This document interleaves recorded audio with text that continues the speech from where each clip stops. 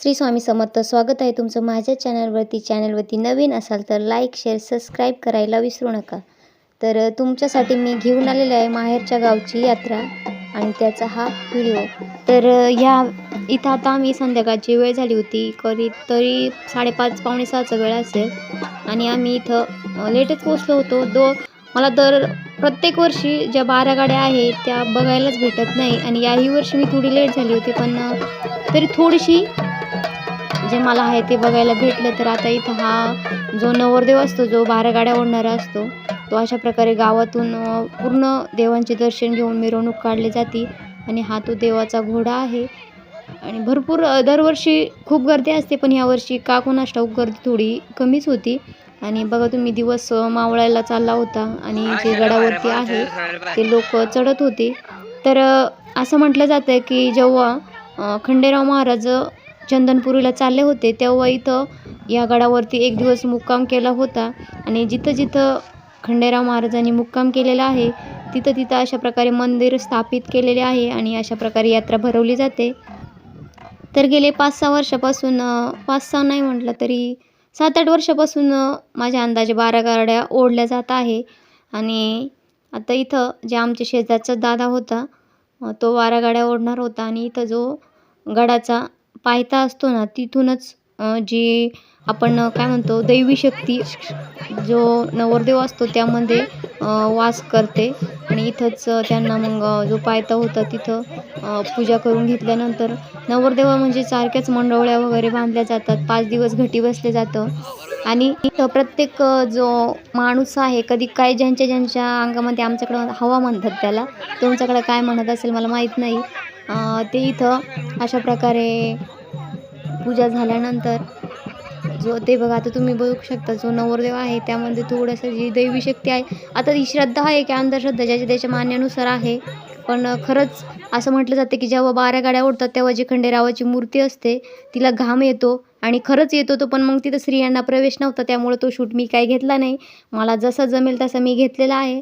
आणि अशा प्रकारे खालून जे झाडं आहे ते खूप छान असा आकार दिसत होता आणि मग म्हटलं चला आपण त्याचा छोटासा शूट करून घेऊ. आणि आता शूट झाल्यानंतर आपण जाणार आहोत वरती. आणि यात्रा काही जास्त मोठी नसते, पण कसं असतं ना, जसं दिवाळीच्या वेळेस आपण सर्व पाहुणे वगैरे एकत्र येतात, भेटीगाठी होतात, तसेच यात्रेच्या निमित्तानं सर्व ज्या गावच्या मुली आहेत त्या एकत्र येतात आणि सर्वच पाहुणे येतात आणि एकमेकाच्या भेटीगाठी होतात. त्यानिमित्त हे यात्रेचं एक कारण असतं. यात्रा तशी काही लई मोठी नसते, एकदम छोटीच असते, पण आमच्यासाठी तो एक खूप मोठा सण वाटतो. कारण प्रत्येक मुलीला माहेरी जाण्यासाठी काहीतरी कारण पाहिजे आणि यात्रा म्हटलं तर कुणीच नाही बोलू शकत नाही. आणि घरचेही बोलतात की यात्रा आहे तर जा. आणि दोन दिवसच यात्रा भरते. तशी थोडीशी 3 दिवस असते, पण तिसऱ्या दिवशी काही एवढं नसतं. 2 दिवस मस्तपैकी असते. छोट्या छोट्या दुकानं लावलेल्या असतात. आणि आता तुम्हाला माहीत आहे मॉल वगैरे झालेले आहेत, त्याच्यामुळं आपल्याला कोणतीही वस्तू, पहिले कसं होतं, काही वस्तू घ्यायची म्हटलं जेव्हा यात्रा भरेल ते यात्रेत जे सामान यायचं तेव्हाच घेतलं जायचं, पण आता सर्व ठिकाणी ते उपलब्ध झालेलं आहे. त्यामुळं तसं काही नाही, पण प्रत्येकाला कसं असतं ना, याच निमित्ताने आपलं गावी येणं होतं. प्रत्येकजण जे बाहेर शिक्षणासाठी म्हणा किंवा जॉबसाठी राहिलेले असतात त्यांनाही इथे यायला भेटतं. आणि हा माझा होता यात्रेतील सिंपल असा लूक. आणि तुम्ही म्हणत असाल एवढा व्हिडिओ केला आणि फेस नाही दाखवला, तर हा छोटासा व्हिडिओ. आता वरती आलेलो आहोत आपण. आणि ह्या पायऱ्या आहेत, ह्या पायऱ्या खूप जुन्या होत्या, जुनं बांधकाम होतं. मग पहिल्या दगडीच्या पायऱ्या बनवल्या, कसं बनवल्या असतील काय, म्हणजे ती देवाचीच एक कला म्हणावी लागेल. आणि आता थोडंसं त्याच्यात काँक्रिटीकरण केलेलं आहे, कारण त्या पहिल्या दगडाच्या होत्या, आता उन्हामुळे तापून त्या खराब झाल्या होत्या. जसं आपण जेजुरीला ज्या पायऱ्या होत्या ना, सेम तशाच पायऱ्या. आता देवाची एक कलाच असते. आणि हा आहे वरतून आपण जर बघितलं तर अशा प्रकारे आपला लूक दिसतो. आता इथं जे आपले नैवेद्य आहे ते ठेवले जातात, डाळ भात भाजी पोळीचा. आणि या दिवशी सगळं कुणाकडं पुरणपोळी केली जाते, पण आमच्या गावी मात्र म्हणजे जो बोकडा आहे तो कापला जातो आणि म्हणजे काय म्हणतो आपण त्याला, मटणाची भाजी वगैरे केली जाते. पण बाकीचा जो नैवेद्य आहे तो भाजी पोळीचा दिला जातो. तर इथं सर्वांनी नैवेद्य दाखवला.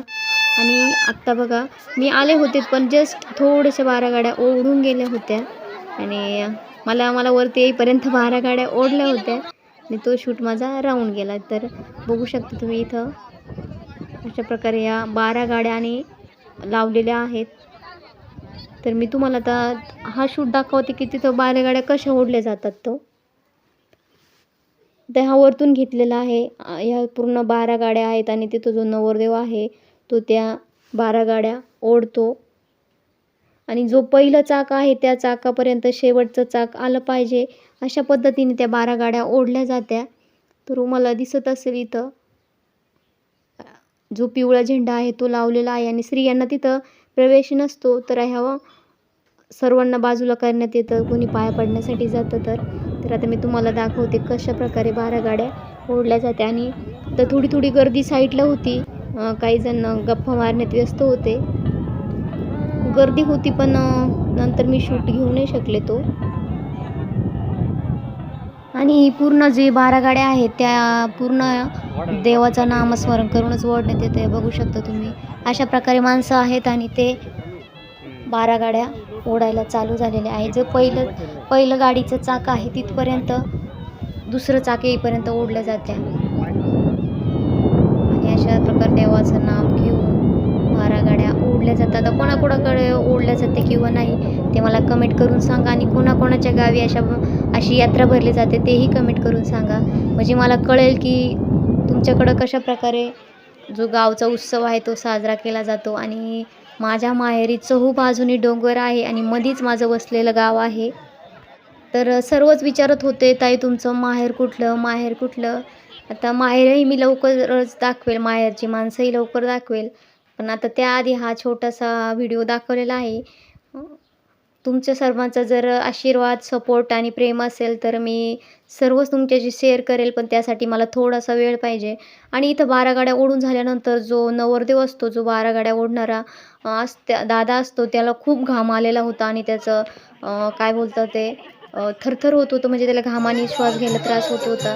तर त्याला ते हवेशीर आणलं होतं आणि नंतर इथं आणल्यानंतर इथं देवाची अशा प्रकारे ओवी गायली जाते किंवा अशा प्रकारे काय बोलतो आपण त्याला भजन गायलं जातं त्याचं, देवाचं, ज्या देवाची यात्रा आहे त्याची. आणि हा इकडे तुम्हाला साईडला जो दिसत असेल तो आहे घोडा. हा घोडा देवाचाच आहे आणि तो देवाच्याच कामासाठी असतो. आमचाच एक दादा आहे त्याच्याकडे तो म्हणजे 12 महिने बांधलेला असतो आणि नंतर मग जेव्हा आपली गावची यात्रा असते तेव्हा तो आणलेला जातो. आणि मस्त लाईटिंग वगैरे लावली होती. आता यात्रा झाली होती आणि कोणाची पाया पडायची तयारी चालू होती तर कोणाची निघायची, कोणी थांबलं होतं. आणि रात्री आमच्याकडं तमाशा असतो. तर आता तमाशाला मी येणार आहे की नाही ना, म्हणजे आम्ही पहिले जायचो जेव्हा लहान होतो तेव्हा, पण आता तो तमाशा वगैरे, कारण पहिले कसं मोबाईल वगैरे काही नव्हतं आणि गाणे वगैरे वाजायचे म्हटले तर ते तमाशातच वाजले जायचे आणि त्यामुळं आम्हाला खूप मज्जा वाटायची. तर इथे या आमच्या गावच्याच माझ्या चुलत्यांच्या मुली वगैरे आहेत. तर त्याही मला हसत होते की आता आम्ही व्हिडिओमध्ये येणार आणि आमचा ब्लॉग बनणार, आता आम्ही यूट्यूबवर दिसणार, हाय वगैरे करत होत्या. तर त्यांना म्हटलं हो नक्कीच मी तुम्हालाही व्हिडिओमध्ये घेणार. आता आमचं यात्रेचं काम झालं होतं आणि आता आम्हाला जायचं होतं खाली. तर वरतून आत्ता उन्हाळा आहे त्यामुळं असं दिसतं, जर तुम्ही पावसाळ्यात आलात तर एकच नंबर निसर्गरम्य वातावरण दिसतं. आणि तो कळस आहे तो आहे विठ्ठल रुक्माईचं मंदिर आहे ते. आणि तिकडे जाणारा तो रोड आहे, शहराकडे जाणारा रोड आहे तो. आणि माझं गाव म्हणजे एकदम असं खेडेगाव आहे जिथं कुठल्याही जास्त प्रकारची सुविधा नाही. आम्हाला जर सरकारी म्हणजे दवाखाना वगैरे जर म्हटलं तर 5 ते 6 किलोमीटर अजूनही लांब जावं लागतं. आता लोक म्हणतात गाव सुधारलं, देश सुधारला, पण आमचं गाव कधीच काय म्हणतात सुजलम सुफलम होईल ते सांगता येत नाही.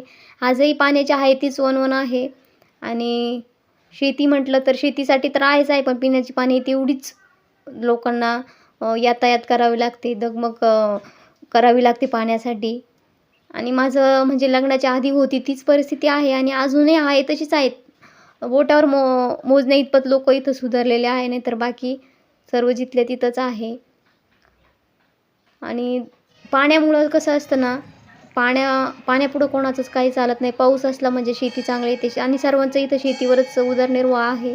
जोडधंदा म्हटलं, गाई वगैरे करायचं म्हटलं तर त्यासाठीही पाणी पाहिजे गाईंनाही आणि तेच नाही आहे. तर त्यामुळं त्यांचं कसं असतं जास्त प्रगती होऊ शकत नाही. त्यामुळं काही जे बऱ्यापैकी आता जे युवा वर्ग आहे तो शहराकडं पळ काढतो आणि त्याला हेच कारण आहे.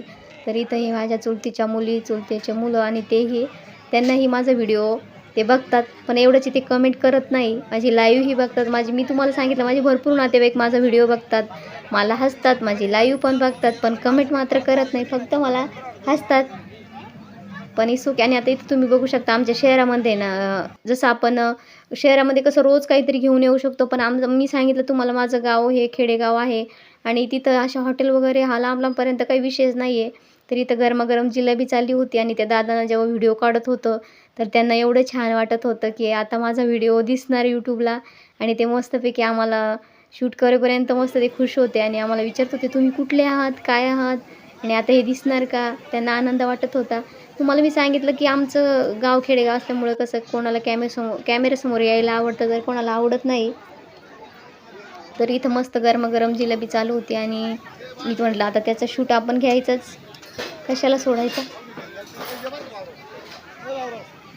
ही जिलेबी तळून घेतल्यानंतर या पाकामध्ये टाकली जाते आणि पाकात ठेवल्यानंतर त्यामध्ये ठेवून थोडा वेळ झाल्यानंतर जे ताट आहे तिकडे टाकली जाते आणि गरमागरम. कारण कसं असतं ना सर्व पाहुणं वगैरे आलेले असतात आणि गोडधोड मस्त गरमागरम त्यांना संध्याकाळी घेऊन जातात. आणि जे जागरण गोंधळ होतं त्याचाही मी व्हिडिओ शूट केलेला आहे, पण तो थोडंच झालेला आहे.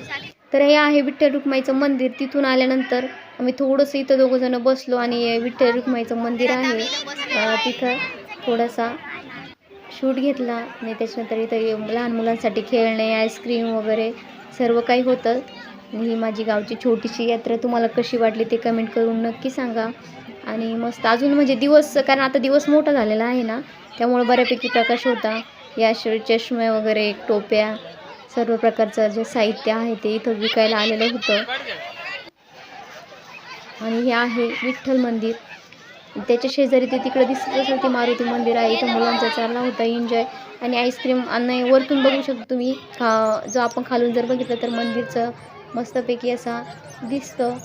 आणि यात्रेत आता सर्वांची चालली होती, कुणाची बोलायची, कुणाची काहीतरी घ्यायची, कुणाला आईस्क्रीम घ्यायचं, कुणाला काय घ्यायचं. लगभग 10 रुपयाचा सेल होता. काही घ्या 10 रुपये, काही घ्या 10 रुपये.